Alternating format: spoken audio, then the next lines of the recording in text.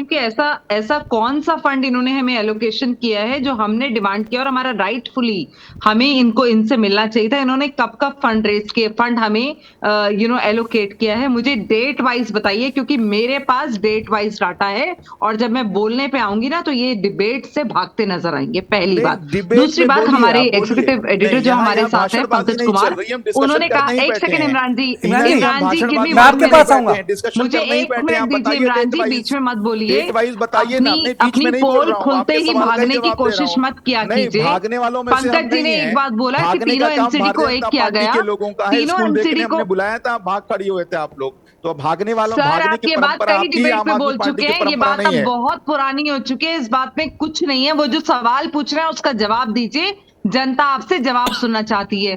पंकज कुमार जी ने पूछा कि आपने 3 एमसीडी को एक किया है, या जो भी चीजें बताई हैं। हम सबको पता है कि ईस्ट एमसीडी में हमारे पास हमेशा फंड्स की कमी होती है और साउथ एमसीडी जो है हमारी, वो बहुत रिच एमसीडी है।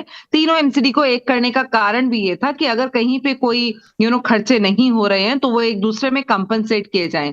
लेकिन जहां तक इमरान जी ने बात की, आम पार्टी के प्रवक्ता ने, मैं उनसे पूछना चाहती हूं कि कौन सा फंड कब एलोकेट किया, मुझे ये बताइए। और 2019 से गौतम गंभीर 8 बार गाजीपुर लैंडफिल पे गए हैं।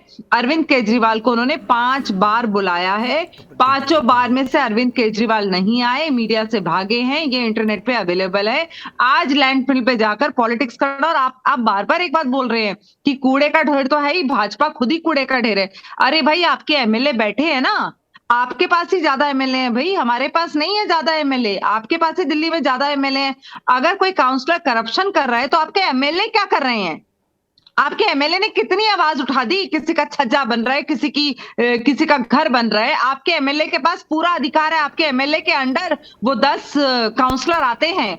आप किस तरह की बातें कर रहे हैं? ये तो बिल्कुल सरासर इस तरह की बात है कि मैं मुझे ऐसा लगता है कि आम पार्टी को सिर्फ एक पॉलिटिकल इशू बनाने, क्योंकि हम एमसीडी चुनाव में जा रहे हैं। आपको पता है कि मैं आगे बोलने क्या जा रहा हूं, तो आपको दिक्कत होनी स्वाभाविक है, क्योंकि अब मैं पूछ रहा हूं कि आपने स्कूलों पर कितना फंड खर्च किया। मैं आपसे पूछ रहा हूं कि एमसीडी के स्कूलों को बेहतर करने के लिए अभी तक आपने कितना खर्च किया है? लेकर आइएगा, मैं आप चिल्ला रहे हैं, आप फिर से। अरे जवाब बताइए कि एमसीडी के खस्ता हाल स्कूलों को ठीक करने के लिए आपने कितना रुपए खर्च किया अब तक? एमसीडी के खस्ता हाल अस्पतालों के लिए कितना खर्च किया आपने?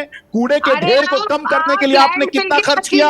एमसीडी के सफाई कर्मियों को कितनी तनख्वाह आपने दी? आप बताएंगे? नहीं बता पाएंगे आप नहीं बता पाएंगे। आप एमसीडी के स्कूलों के टीचरों को तनख्वाह नहीं दे पा रहे, आप एमसीडी की सफाई कर्मियों को तनख्वाह नहीं देती हैं, आप कूड़े के ढेर को कम करने के लिए 1 रुपया नहीं खर्च करना चाहते हैं। आपने सिर्फ आप खर्च नहीं करना चाहते, आप खर्च नहीं करते हैं। आपने एमसीडी को लूट का अड्डा बना दिया है, भ्रष्टाचार का अड्डा बना दिया है। सर से पैर तक भारतीय जनता पार्टी भ्रष्टाचार में डूबी हुई है। आज जब उस पर हम सवाल कर रहे हैं तो आप इधर उधर की बात कर रही हैं। एक बार भी आपने इमरान जी के ढेर पर बात नहीं की, अपनी जिम्मेदारी पर बात नहीं की, एमसीडी के खस्ता स्कूलों पर बात नहीं की। इमरान